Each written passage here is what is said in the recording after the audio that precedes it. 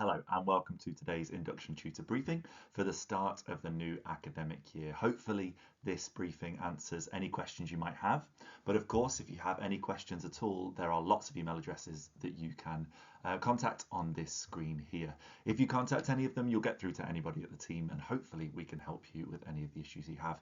As you can see we've got a 4-strong team here for the appropriate body side of things, for induction tutors and for ECTs, and as I said before, hopefully you'll see lots of us throughout the year. I'm Dan Horton, the Deputy Director, and I am in charge of appropriate body, managing ECTE and initial teacher training for this year. Alongside us we have Jo Rutland as well, who's our ECTE lead, and she works predominantly on a Monday and Wednesday, but as I said before, if you get in contact with any of us or anybody at the office, either Claire Sharman or Louise Owens, then we can hopefully help you with any of the issues you might have. So on with today's briefing, and as I said, if you need any questions, please contact us. Now within today's briefing we have all of this on our agenda. We're going to look at the roles and responsibilities of the induction tutor and the different parts of the ECTE process. We're going to see some actions which hopefully you've already undertaken, but if you haven't already, then there is still time to do so. We're going to look at termly reports and what is expected from your termly reports. Step Lab and a little bit about what you can do on Step Lab and the lead tab in particular. And then there is chance for any of the questions that we've had before just to be answered too. So let's first of all then look at the roles and responsibilities associated with ECTE. Now, in your role as an induction tutor, it will include the following. So you're going to lead the delivery of the ECTE in your school.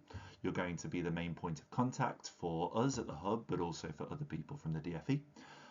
You're going to update the DFE about any changes. So if there's a change of mentor, if there's a change to your ECT and they're working, if there's a change, if you're adding new ECTs to your team, that will also be part of your responsibility to inform the DFE too. You're going to be reviewing and assessing an ECT's progress against the teacher's standards. We are going to come to that at some later on in this briefing. And we're going to look at how to do that on ECT Manager, which is where you'll assess your ECTs against the teacher standards. And then you're a point of contact. So if we need to update you on an ECT's role, if we need to contact you about engagement for mentors and ECTs, then you'll be the point of engagement too. Now there will be a PDF sent out to email to everybody. And if you would like to know more about your role, there will be clickable links on the PDF sent out too. But you will find a lot of information on the government website. Now, what's different between an induction tutor and a mentor? Well, these are the key differences. Mentors will meet regularly with the ECTs and they'll provide that support and feedback. We call it an observation and coaching cycle, or the instructional coaching cycle. And what the mentor will do is meet, give feedback on different targets and be able to share some of that progress as you go through. A really key point is contextualizing any of the content for ECTs. So of course, ECTs will be looking at their self-study modules throughout the year.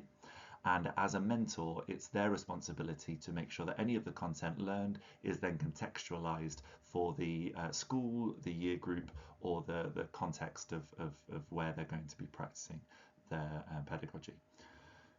The mentor will arrange informal classroom drop-in sessions, 10 to 15 minutes, and these will be recorded on Step Lab. This is where you'll get the mentors will get their targets from, and then you'll be able to see on the lead tab whether mentors have been mentoring and whether ECTs have been doing their weekly self-study modules.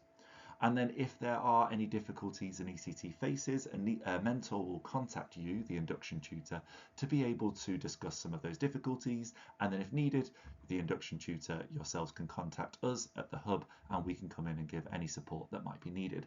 Again, on the PDF that is going out along with this link, you will see that these are clickable, and if you need any more information about the role of the mentor, then it will be on the government website here.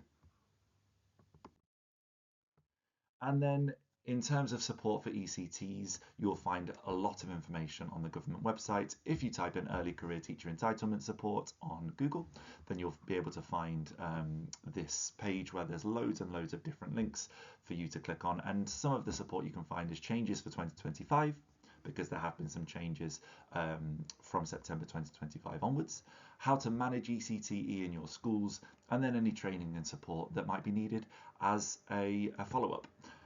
As I said again, the PDF will have clickable links and you'll be able to find it by clicking through the blue link here. Now let's move on to actions, some things that you might have done already, but if you haven't, some things you'll need to be doing over the next few weeks or as soon as is possible. Now the first one is registering your participants. These need to be registered on both the DFE managed training for ECTs and on ECT Manager. So if you have an ECT, they'll need to be we need to know about them on both of these sites. If you have a mentor, it will definitely need to be registered on managed training for ECTs, but for mentors you will also be able to tell us who they are on ECT Manager. Just for something for everybody, mentors won't need an ECT Manager login because it's your job, the induction tutor, to assess your ECTs against the teacher's standards on ECT Manager, but your ECTs will and mentors will both need to be registered correctly on managed training for early career teachers. Now, another part to this that's really important is that you need to make sure that when both your mentors and ECTs have been registered on the Managed Training for ECTs DFE portal, when they've both been registered, they then need to be linked afterwards. Once they are linked, all of this information will drop down to Ambition, and then they'll be able to access StepLab by following the steps on the next slide. Okay, so just another reminder that your ECTs and mentors will need to be registered on Managed Training for Early Career Teachers, and your ECTs will need to be registered on ECT Manager. This side of things will help us to have the registration ready so that they can fill in, the induction tutor can fill in their termly assessments. They will happen at the end of or towards the end of each term, and there'll be either progress reviews or assessments, and again we'll come on to that very shortly. But please make sure that they've been registered on both the DFE and on ECT Manager. Once they've been registered correctly on the DFE for both participants and they've been linked together, they will then need to complete what's called a StepLab access form to gain access to StepLab. You will find this on Ambition's platform My ECT. If they've been registered correctly on the DFE, you'll have an email from Ambition asking you to log into My ECT, and then on the Onboarding and EDI tab on your My ECT page, you will find the StepLab access form. Once this has been done, and once it's been completed correctly, after about 24 to 48 hours, you'll have access to StepLab, then you'll be able to log in. And once you've logged in correctly, you'll then be able to complete ECTs will be able to complete their self-study modules, mentors will be able to complete their observations and feedback cycles, and you as the induction tutor will be able to see what mentors and ECTs have been getting up to by following the lead tab. Again, something we'll come to slightly later on. And then events. The other thing you need to make sure you've done is signed up for events. You will find those events on our Hub website. You can find that by going to our homepage and then our events tab. And on the events tab, you'll be able to book, on the participants themselves actually, you'll be able to book any events that are upcoming. The initial conferences for this year start week beginning the 29th of September. That will be for mentors, and then the week afterwards will be for ECTs, and the week after that will also be for ECTs too. So make sure you're booking onto the correct one. As I said previously, with the PDF that's been sent out, all of these links are clickable, so you can find hopefully straight away what you're looking for. But if they click the top link, you'll find the program dates for the whole year for all participants, and the bottom link will take you to the events tab on our website where you can book for your participants or they can book for themselves. Now, we're just going to touch very briefly on termly reports, what they look like, and when you are going to be looking at doing these for the first time this year. Now, termly reports are on ECT Manager, which is why it's really important that your ECT is correctly registered on there, as well as the DFE website on both places. They're completed towards the end of each term, and this is where you as the induction tutor will assess your ECT against the teacher's standards. This is not just based on one observation you may do. This is based on their progress over the entire term. In terms 1, 2, 4 and 5, this will be a progress review where you're focusing on some of their strengths and some of the ECT's areas for development. For terms 3 and 6, you're doing full assessments against each of the teachers' standards, one at the end of their first year and one at the end of their final assessment, and where you're suggesting whether they'll pass their induction. It is the responsibility of you, the induction tutor, to complete these, not the mentor. Mentors will not need access to ECTE Manager, but on ECTE Manager it is useful for us to know who the ECT's mentor is. Now, in terms of when your first termly report is due, it's roughly 2 weeks before the end of the Leicestershire term date. If, as an induction tutor, you need to move these because potentially you're in a different county, then that's fine. You contact us and we can move them for you. But for most people, it will be 2 weeks before the end of the Leicestershire term date. Now, again, for many participants, this will mean that your first termly report for this year is due on the 5th of December 2025. If there's any issues with this, please contact us and we can move if needed. But if not, that's the date that we'll be heading for.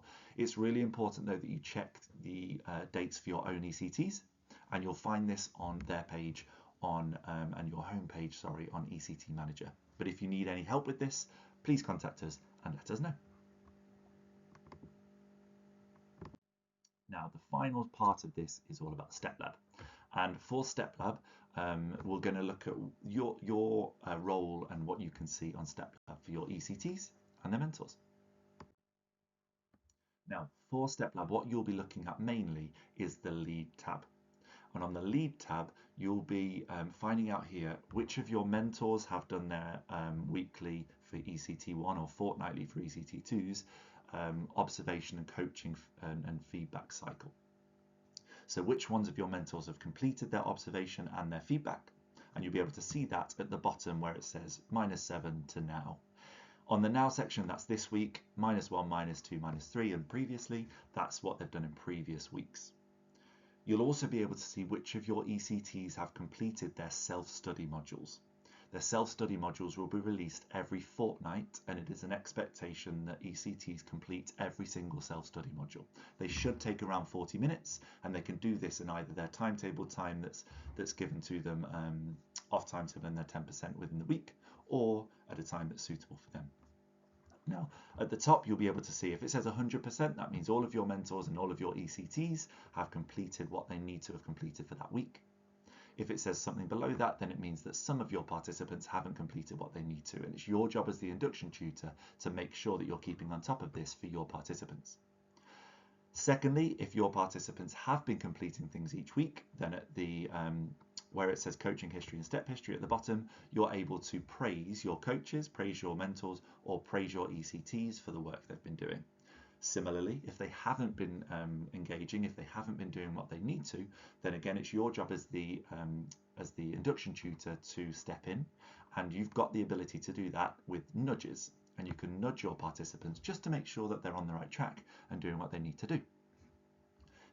But it's sometimes easier as an induction tutor, especially if you've got a smaller school, a smaller cohort, that you're doing this face-to-face. If you've got a bigger school, a larger cohort, then you might find this more applicable to do as praises or nudges on Step Lab itself. Again, if you've got any questions with that, just please ask. Now, in terms of the final part of today's briefing, who do you contact? So if you've got any inquiries, there are 2 email addresses at the top and a phone number, which will take you straight through to either the admin team or the office staff here at the hub, or to myself or Joe. For any support that's specifically related to Step Lab, then you can contact ectsupport@ambition.org.uk, CC one of us in, so that we know exactly what the issue is, and hopefully we can then chase that up if there's not an answer for you, but they're very good at replying, so hopefully you get an answer straight away. If you're part of Lionheart, Life or Rise, then you can contact the people set up on the screen, and again, CC me in if you need to do that, so that again we all know what's happening. It is worth pointing out that if you are part of Lionheart, Life or Rise, that you may have your own events, your own conferences and your own clinics that you need to sign up to that are separate to the ones run by the hub.